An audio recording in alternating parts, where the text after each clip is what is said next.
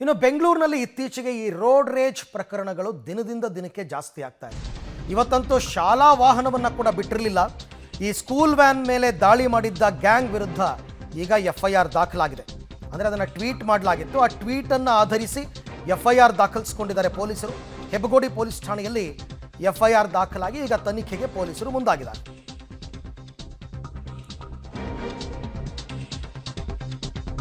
KA01 MB 5796 Scorpio ಕಾರಲ್ಲಿ ಬಂದಿದ್ರು. ಬಸ್ನ ಕಿಟಕಿಯನ್ನು ಒಡೆದು ಅಟ್ಟಹಾಸವನ್ನು ಮೆರೆದಿದ್ರು. ಮಕ್ಕಳಿದ್ರು ಸ್ಕೂಲ್ ವ್ಯಾನಲ್ಲಿ.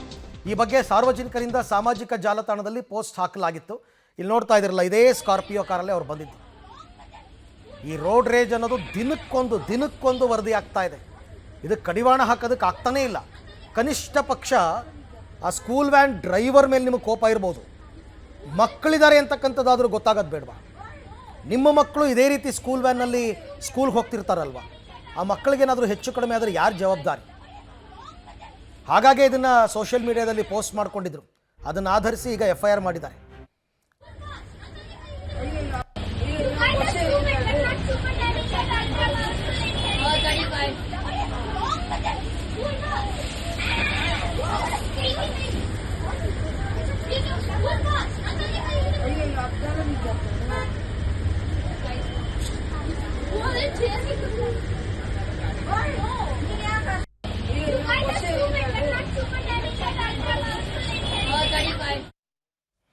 ಇನ್ನು ಈ ರೋಡ್ ರೇಜ್ ಪ್ರಕರಣ ದಿನದಿಂದ ದಿನಕ್ಕೆ ಹೆಚ್ಚಳವಾಗ್ತಾ ಇರೋದಕ್ಕೆ ಬೆಂಗಳೂರು ಪೊಲೀಸ್ ಆಯುಕ್ತರು ಕೂಡ ರಿಯಾಕ್ಟ್ ಮಾಡಿದ್ದಾರೆ.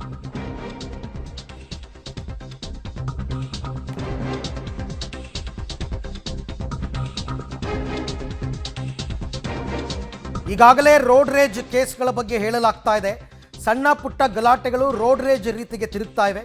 ಎಲ್ಲರೂ ಕೂಡ ಸಂಚಾರಿ ನಿಯಮಗಳನ್ನು ಫಾಲೋ ಮಾಡಬೇಕು. ಸಣ್ಣ ಪುಟ್ಟ ಮಾತುಕತೆ ಶುರುವಾದರೂ ಎಚ್ಚರಿಕೆ ವಹಿಸಬೇಕು. ಬೇರೆಯವರಿಗೆ ತೊಂದರೆ ಆಗದಂತೆ ನಡೆದುಕೊಳ್ಬೇಕು. ಒಂದು ವೇಳೆ ಏನಾದರೂ ತೊಂದರೆ ಆಯಿತು ಅಂದರೆ 112 ನಂಬರ್ ಕರೆ ಮಾಡಿ ಅಂತ ಹೇಳ್ತಾರೆ ಕಮಿಷನರ್. ಇತ್ತೀಚೆಗಾಗಿರೋ ಪ್ರಕರಣಗಳನ್ನು ಪತ್ತೆ ಮಾಡಲಾಗಿದೆ. ಒಂದಷ್ಟು ಪ್ರಕರಣದಲ್ಲಿ ಬಂಧನ ಕೂಡ ಆಗಿದೆ.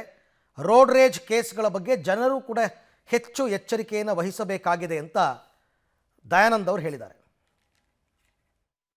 ಆಗಲೇ ಸಾಕಷ್ಟು ನಾವು ಇದ್ರ ಬಗ್ಗೆ ತಿಳಿಸಿದ್ದೇವೆ. ಈ ರೀತಿಯ ಮೊದಲನೇದಾಗಿರ್ತಕ್ಕಂಥದ್ದು ಯಾವುದೇ ಸಣ್ಣ ಪುಟ್ಟ ವಿಷಯಗಳಿಗೆ ಏನಾದರೂ ಸಣ್ಣ ಪುಟ್ಟ ವಾಗ್ವಾದಗಳಾಗ್ತಕ್ಕಂಥ ಸಂದರ್ಭದಲ್ಲಿ ಸಂಯಮವನ್ನು ಪಾಲನೆ ಮಾಡಬೇಕಾಗ್ತದೆ, ರಿಸ್ಟ್ರೈನ್ ಇರಬೇಕಾಗ್ತದೆ.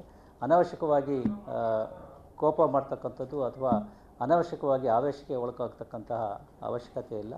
ಏನೇ ವಿಷಯವಿದ್ದರೆ ನೀವು ಪೊಲೀಸರಿಗೆ ಅಂದರೆ 112ಗೆ ಕರೆ ಮಾಡಿದ್ರೆ ನಾವು ವಿತಿನ್ 7 ಮಿನಿಟ್ ಆರ್ 8 ಮಿನಿಟ್ ನಾವು ಸ್ಥಳಕ್ಕೆ ಬಂದು ಆ ಪರಿಸ್ಥಿತಿ ಏನಾಗಿದೆ, ಯಾರು ತಪ್ಪಿದೆ ಅಥವಾ ಏನು ಇದಾಗಿದೆ ಅನ್ನೋದ್ರ ಬಗ್ಗೆ ನಾವು ಪರಿಶೀಲಿಸಲಿಕ್ಕೆ ಸಾಧ್ಯ ಆಗ್ತದೆ. ಅನೇಕ ಸಂದರ್ಭಗಳಲ್ಲಿ ಆಗ್ತಕ್ಕಂಥದ್ದು ಸಣ್ಣ ಪುಟ್ಟ ವಿಷಯಗಳ ಬಗ್ಗೆ, ಗಾಡಿ ಟಚ್ ಆಯಿತು ಅಥವಾ ಓವರ್ಟೇಕಿಂಗ್ ಆಯಿತು ಅಥವಾ ಈ ರೀತಿಯ ಸಣ್ಣ ಪುಟ್ಟ ವಿಷಯಗಳಲ್ಲಿ, ಯಾಕೆಂದರೆ ಈ ರಸ್ತೆಯನ್ನು ಉಪಯೋಗಿಸಲಿಕ್ಕೆ ಎಲ್ಲರೂ ಕೂಡ ಹಕ್ಕಿದೆ. ಒಬ್ಬರ ಹಕ್ಕನ್ನು ಇನ್ನೊಬ್ಬರು ಕೇಳಲಿಕ್ಕೆ